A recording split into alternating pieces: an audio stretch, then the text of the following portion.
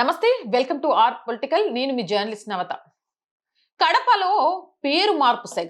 Tipu Sultan versus Hanuman circle. ఈ వివాదానికి అసలు కారణం ఇదేనా? హిందువులపై పోలీసుల మీద రాళ్లతో దాడులు చేశారు కొంతమంది. ఇక చారిత్రాత్మక నగర కడపలో ఒక్కసారిగా ఉద్రిక్త పరిస్థితులు చోటు చేసుకున్నాయి. ఆల్మాస్పేట సర్కిల్ కు ఉన్న టిప్పు సుల్తాన్ పేరును తొలగించి దానిని హనుమాన్ సర్కిల్ గా నామకరణం చేయాలన్న డిమాండ్ తో హిందూ సంఘాలు చేపట్టిన ఆందోళన తీవ్ర రూపం దాల్చింది. ఈ ఘర్షణ కేవలం ఒక పేరు మార్పునకు సంబంధించింది మాత్రమే కాకుండా భారతీయ సంస్కృతికి మరియు టిప్పు సుల్తాన్ చరిత్రకు మధ్య ఉన్న ఘర్షణగా హిందూ సంఘాలు అభివర్ణిస్తున్నాయి.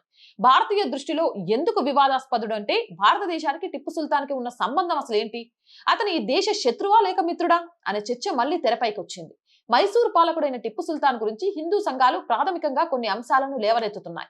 టిప్పు సుల్తాన్ తమ పాలనా కాలంలో వేలాది హిందూ దేవాలయాలను ధ్వంసం చేశాడని, బలవంతపు మత మార్పిడులకు పాల్పడ్డాడని చరిత్రకారులు సైతం పేర్కొన్న ఆధారాలను హిందూ సంఘాలు గుర్తు చేస్తున్నాయి. ముఖ్యంగా దక్షిణ భారతదేశంలోని బలబార్, కొడగు వంటి ప్రాంతాల్లో హిందూ స్త్రీలపై జరిగిన అకృత్యాలు, అపహరణలు టిప్పు కాలంలో పరాకాష్ఠకు చేరాయని, అటువంటి వ్యక్తిని స్వతంత్ర సమరయోధుడిగా చూడటం దేశ చరిత్రను వక్రీకరించడమేనని వారు వాదిస్తున్నారు. ఒక పరాయి మత భావజాలాన్ని రుద్దడానికి స్వదేశీ సంస్కృతిని కాలరాసిన వ్యక్తి పేరును ప్రజా ప్రదేశాలకు పెట్టడం ద్వారా భవిష్యత్తు తరాలకు తప్పుడు సందేశం వెళ్తుందని హిందూ సంఘాలు ఆరోపిస్తున్నాయి.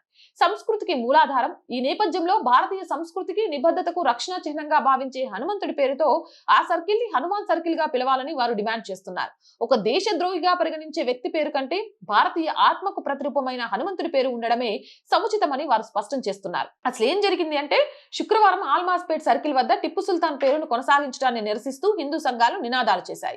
దీనికి ప్రతిగా ముస్లిం వర్గాలు కూడా భారీగా తరలి రావడంతో ఇరు వర్గాల మధ్య వాగ్వాదం చోటు చేసుకుంది.